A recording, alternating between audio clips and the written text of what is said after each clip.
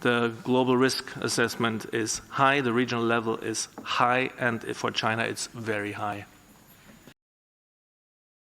So first, it definitely is an emergency. It's an emergency in China. But I would beg to differ on the definition of what you just put out as in wildly spreading. So far, it's going back with travelers to foreign countries, whether it's the home country of somebody or a traveler as such. It's not wildly spreading outside of China. But again, we have to be prepared for in case it would. A public health emergency of international concern is defined based on 3 essential criteria in these international health regulations. And one is it has to be, or it should be, an extraordinary event with risks where the risks constitute a public health risk to other countries through the international spread and potentially require a coordinated international response. What we've learned so far, what the scientists or the medical staff also on the ground learned, that the incubation period you're referring to can be anything between 1 and 14 days. That's what the experience so far shows. And yes, that means people can transmit the virus within this time. On the other hand, we don't yet know fully how heavily symptomatic someone has to be. So we know that the people can have very light symptoms, just a bit of a cough and a headache, let's say.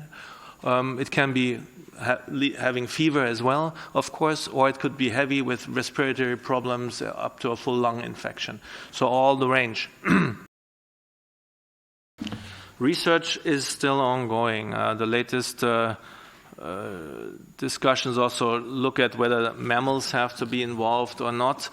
So that is an ongoing discussion, and certainly every day will bring new findings and clarity on where exactly the origin of this virus is and how it lives in the wildlife and how it gets transmitted. Ahmed. A couple of treatments are being examined by authorities around the world, actually.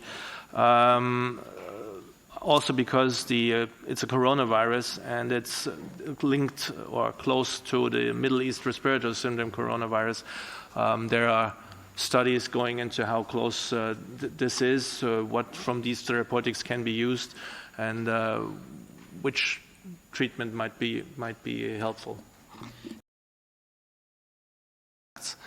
Self-protection is still the best possible way we can go about this.